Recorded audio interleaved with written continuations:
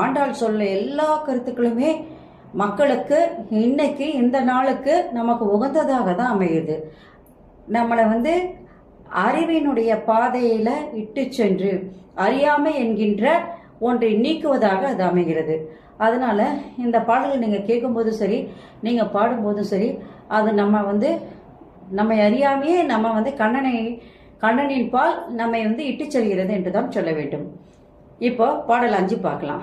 மாயனை மண்ணு வடமதுரை மைந்தனை தூய பெருநீ யமுனை துறைவனை ஆயர் குலத்தில் தோன்றும் அணிவிளக்கை தாயை குடல் விளக்கம் செய்த தாமோதரனை தூயமாய் நாம் தூமலர் தூவி தொழுது வாயினால் பாடி மனதினால் சிந்திக்க போய் பிழையும் புகதருவான் நின்றளவும் தீயினில் தூசாகும் செப்பேலோ ரெம்பாவாய்.